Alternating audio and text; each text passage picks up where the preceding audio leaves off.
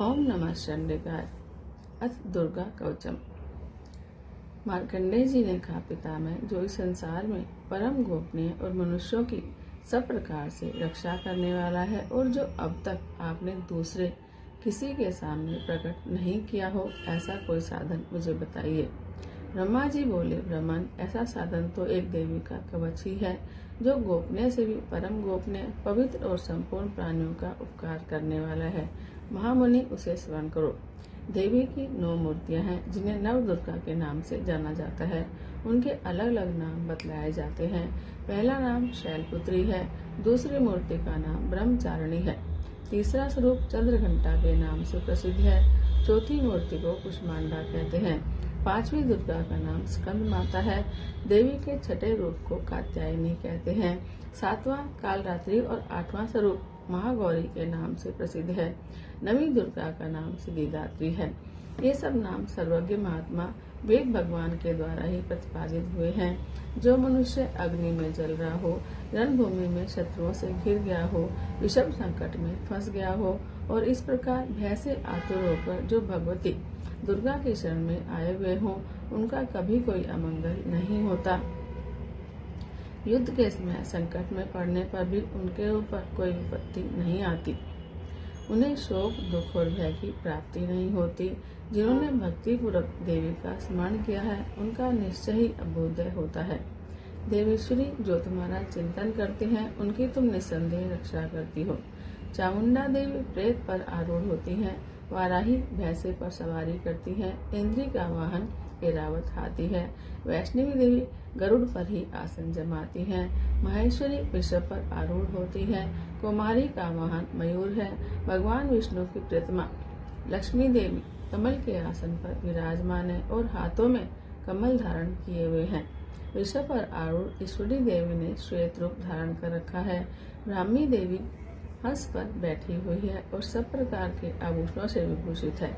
इस प्रकार ये सभी माताएं और सब प्रकार की योग शक्तियों से संपन्न हैं।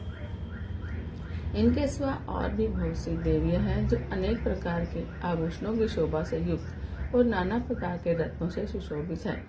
ये संपूर्ण देवियां क्रोध में भरी हुई हैं और भक्तों की रक्षा के लिए रथ पर बैठी दिखाई देती हैं। ये शंख, चक्र, गदा, शक्ति, हल और मूषल, खेटक और तोमर, परशु और पाश, कुंत और त्रिशूल और उत्तम शांग धनुष आदि अस्त्र शस्त्र अपने हाथों में धारण करती हैं। दैत्यों के शरीर का नाश करना, भक्तों को अभय दान देना और देवताओं का कल्याण करना, यही उनके अस्त्र धारण करने का उद्देश्य है। महान रौद्र, अत्यंत घोर पराक्रम, महान बल और महान उत्साह वाली देवी, तुम महान भय का नाश करने वाली हो, तुम्हें नमस्कार है। तुम्हारी ओर देखना भी कठिन है। शत्रुओं का भय बढ़ाने वाले जगदम्बिके, मेरी रक्षा करो।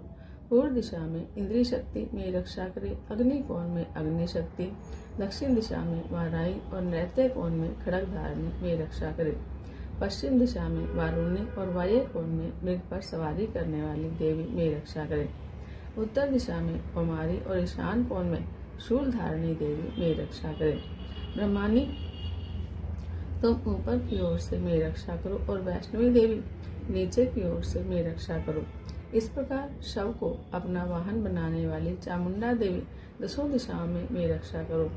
जया आगे से और विजया पीछे की ओर से मेरी रक्षा करो। वाम भाग में अजिता और दक्षिण भाग में अपराजिता रक्षा करे। उद्योतनी शिखा की रक्षा करे। उमा मेरे मस्तक पर विराजमान होकर रक्षा करे। ललाट में मालाधारी रक्षा करे और शशिनी देवी मेरी भवों का संरक्षण करे। भवों के मध्य भाग में त्रिनेत्रा और नथनों की यम घंटा देवी रक्षा करे। दोनों नेत्रों के मध्य भाग में शंखनी और कानों में द्वारका वासिनी रक्षा करे। कालिका देवी कपोलों की और भगवती शांकरी कानों के मूल भाग की रक्षा करे। नासिका में सुगंधा और उसके ऊपर के होठ में चर्चिका देवी रक्षा करे। नीचे के होठ में अमृत कला और जीवा में सरस्वती देवी रक्षा करे। कुमारी दांतों की और चंडिका कंठ प्रदेश की रक्षा करे। चिंत घंटा गले की, घंटी की और महामाया तालु में रहकर रक्षा करे। कामाक्षी घोड़ी की और सर्वमंगला मेलिवानी की रक्षा करे। भद्रकाली ग्रीवा में और धनुर्धरी पृष्ठवंश में रहकर रक्षा करे। कंठ के भारी भाग में नीलगिरिवा और कंठ की नाली में नलकोबरी रक्षा करे। दोनों कंधों में खंगनी और मेरी दोनों भुजाओं की वज्रधारणी रक्षा करे। दोनों हाथों में दंडनी और उंगलियों में अंबिका रक्षा करे। सुलेश्वरी नखों की रक्षा करे। कुलेश्वरी पेट में रहकर रक्षा करे। महादेवी दोनों स्तनों की और शोक विनाशनी देवी मन की रक्षा करे। ललिता देवी हृदय में और शूल धारणी उदर में रहकर रक्षा करे। नाभि में कामनी और गुह्य भाग की गुहेश्वरी रक्षा करे। पूतना और कामिका लिंग की और महाविषव महेश्वानी गुदा की रक्षा करे। भगवती कटी भाग में और विंध्यवासिनी घुटनों की रक्षा करे। संपूर्ण कामनाओं को देने वाली महाबला देवी दोनों पिंडलियों की रक्षा करे। नारसिंह देवी दोनों घुटियों की और तेजसी देवी दोनों चरणों के पृष्ठ भाग की रक्षा करे। श्रीदेवी पैरों की उंगलियों में और तलवासनी पैरों के तलवों में रहकर रक्षा करे। अपनी दाढ़ों के कारण भयंकर दिखाई देने वाली दष्टा कराली देवी नखों की और उदर केशनी देवी केशों की रक्षा करे। रोमावलियों के छिद्रों में कुबेरी और त्वचा की वागीश्वरी देवी रक्षा करे। पार्वती देवी रक्त, मज्जा, वसा, मांस, हड्डी और मेद की रक्षा करे। आंतों की कालरात्रि और पित्त की मुक्तेश्वरी रक्षा करे। मूलाधार आदि कमल कोशों में पद्मावती देवी और कफ में चूड़ामणि देवी स्थित होकर रक्षा करे।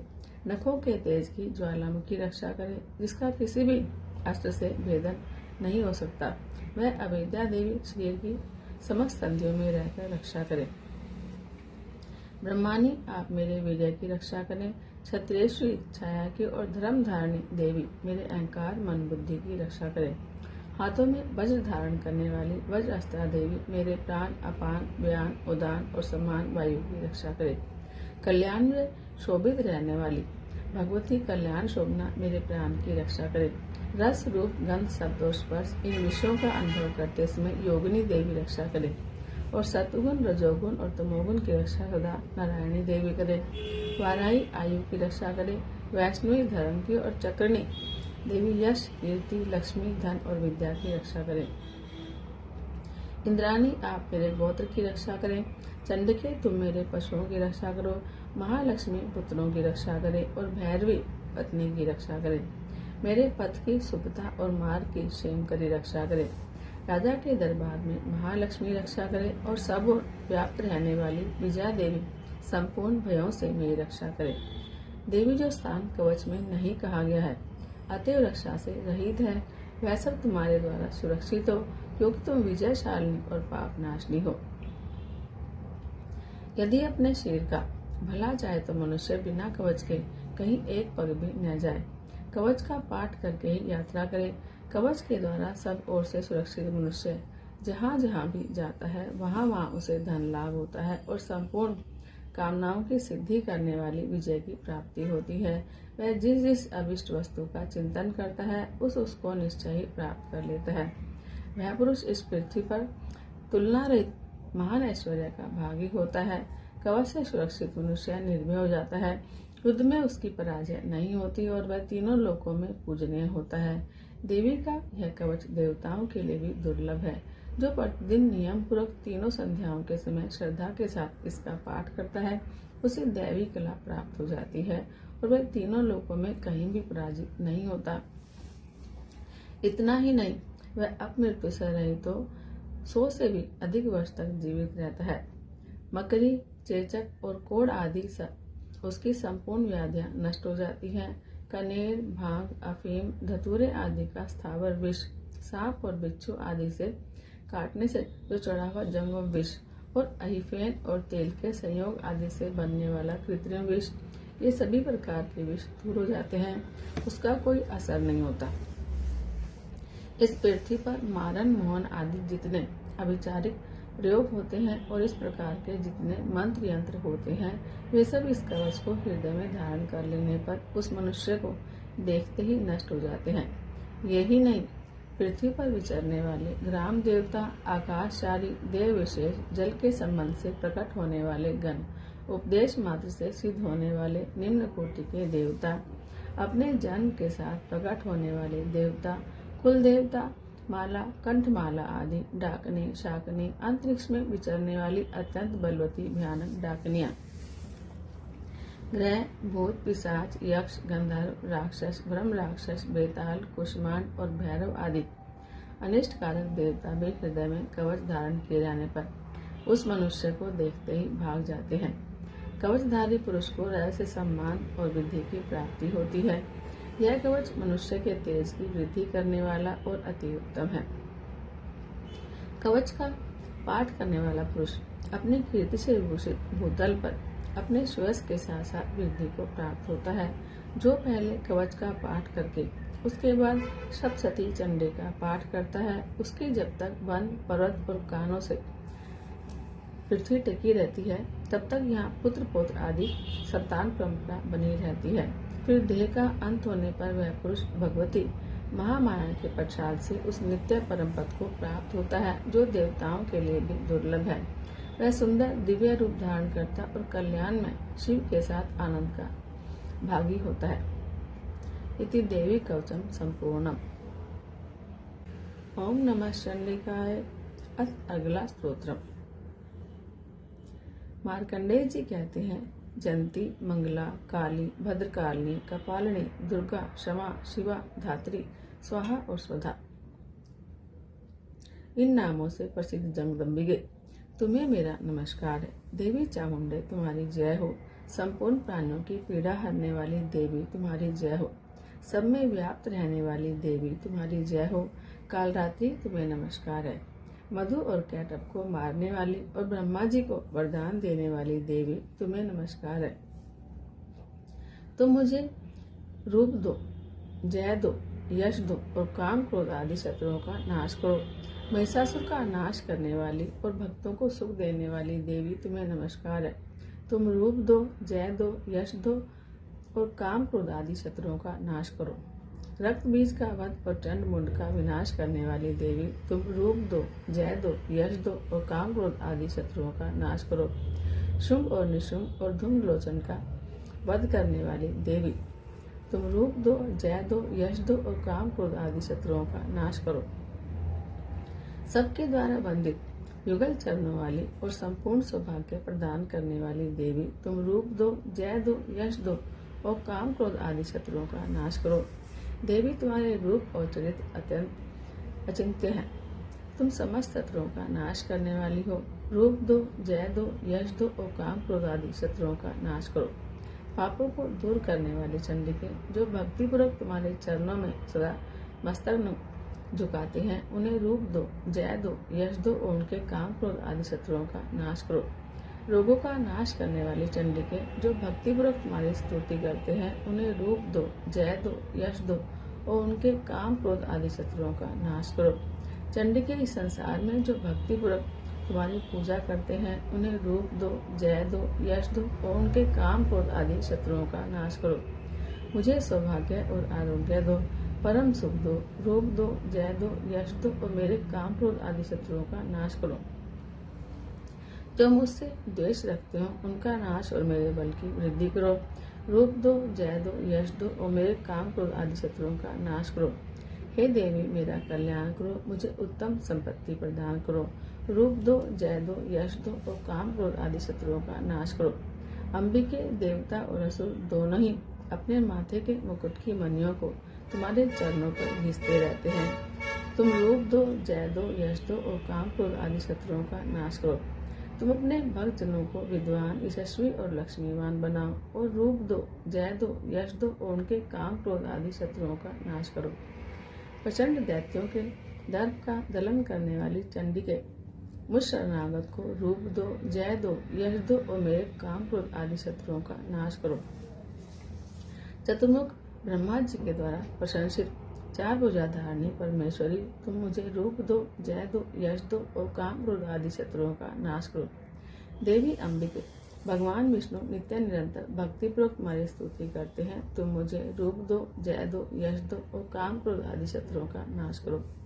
हिमालय कन्या पार्वती के पति महादेव जी के द्वारा प्रशंसित होने वाली परमेश्वरी, तुम मुझे रूप दो, जय दो, यश दो और काम क्रोध आदि शत्रुओं का नाश करो। सचिपति इंद्र के द्वारा सद्भाव से पूजित होने वाली परमेश्वरी, तुम रूप दो, जय दो, यश दो और काम क्रोध आदि शत्रुओं का नाश करो। प्रचंड भुजदंडों वाली दैत्यों का घमंड चूर करने वाली देवी, तुम रूप दो, जय दो, यश दो और काम क्रोध आदि शत्रुओं का नाश करो। देवी अंबिके, तुम अपने भक्तजनों को सदा असीम आनंद प्रदान करती रहती हो। मुझे रूप दो, जय दो, यश दो और मेरे काम क्रोध आदि शत्रुओं का नाश करो। मन की इच्छा के अनुसार चलने वाली मनोहर पत्नी प्रदान करो, जो दुर्गम संसार सागर से तारने वाली और उत्तम कुल में उत्पन्न हुई हो। जो मनुष्य इस स्तोत्र का पाठ करके सप्तशती रूपी महास्तोत्र का पाठ करता है, वह सप्तशती की जप संख्या से मिलने वाले श्रेष्ठ फल को प्राप्त होता है। साथ ही वह प्रचुर संपत्ति भी प्राप्त कर लेता है। इति देवी अगला स्तोत्र संपूर्णम। ओम नमः चंडिकाय। अथ कीलकम। मार्कंडेय जी कहते हैं, विशुद्ध ज्ञान ही जिनका शरीर है, तीनों वेद ही जिनके 3 दिव्य चक्षु हैं, जो कल्याण प्राप्ति के हेतु हैं और अपने मस्तक पर अर्धचंद्र का मुकुट धारण करते हैं, उन भगवान शिव को नमस्कार है। मंत्रों का जो अभिकीलक है, अर्थात मंत्रों की सिद्धि में विघ्न उपस्थित करने वाले शाप रूपी कीलक का जो निवारण करने वाला है, उस सप्तशती स्तोत्र को संपूर्ण रूप से जानना चाहिए और जानकर उसकी उपासना करनी चाहिए। यद्यपि सप्तशती के अतिरिक्त अन्य मंत्रों के जप में भी जो निरंतर लगा रहता है, वह भी कल्याण का भागी होता है। उसके भी उच्चाटन आदि कर्म सिद्ध हो जाते हैं और उसे भी समस्त दुर्लभ वस्तुओं की प्राप्ति हो जाती है। तथापि जो अन्य मंत्रों का जाप न करके केवल इस सप्तशती नामक स्तोत्र से ही देवी की स्तुति करते हैं, उन्हें स्तुति मात्र से ही सच्चिदानंद स्वरूपिणी देवी सिद्ध हो जाती है। उन्हें अपने कार्य की सिद्धि के लिए मंत्र, औषधि और अन्य किसी साधन के उपयोग की आवश्यकता नहीं रहती। बिना जप के ही उनके उच्चाटन आदि समस्त अभिचारिक कर्म सिद्ध हो जाते हैं। इतना ही नहीं, उनकी संपूर्ण अभिष्ट वस्तुएं भी सिद्ध होती हैं। लोगों के मन में यह शंका थी कि जब केवल सप्तशती की उपासना से अथवा सप्तशती को छोड़कर अन्य मंत्रों की उपासना से भी समान रूप से सारे कार्य सिद्ध होते हैं, तो इनमें श्रेष्ठ कौन सा साधन है।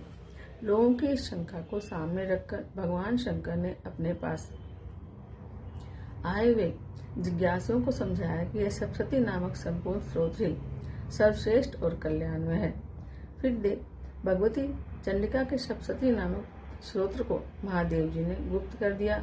सप्तशती के पाठ से जो पुण्य प्राप्त होता है, उसकी कभी समाप्ति नहीं होती, किंतु अन्य मंत्रों के जप जन्य पुण्य की समाप्ति हो जाती है।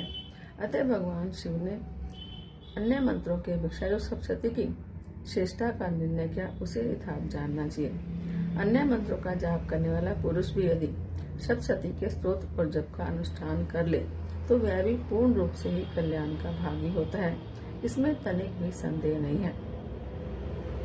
जो साधक कृष्ण पक्ष की चतुर्दशी अथवा अष्टमी को एकाग्रचित होकर भगवती की सेवा में अपना सर्वस्व समर्पित कर देता है और फिर उसे प्रसाद रूप में ग्रहण करता है, उसी पर भगवती प्रसन्न होती है, अन्यथा उनकी प्रसन्नता प्राप्त नहीं होती।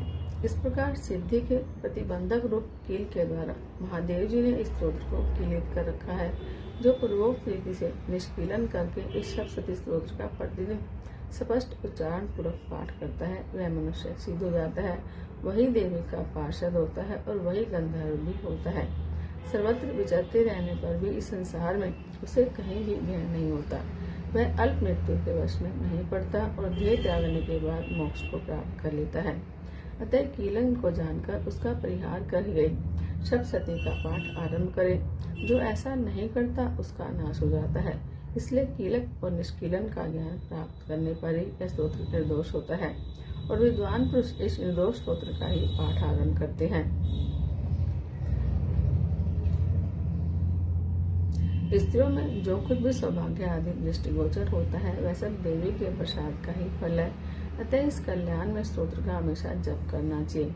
इस स्तोत्र का मंद स्वर से पाठ करने पर स्वल्प फल की प्राप्ति होती है और उच्च स्वर से पाठ करने पर पूर्ण फल की प्राप्ति होती है। अतः उस स्वर से ही इसका पाठ आरंभ करना चाहिए। जिनके प्रसाद से ऐश्वर्य, सौभाग्य, आरोग्य, संपत्ति, शत्रुनाश और परम मोक्ष की भी सिद्धि होती है, उन कल्याण में जगदम्बा की स्तुति मनुष्य क्यों नहीं करते। इति देव्या कीलकं स्तोत्रं सम्पूर्णम्।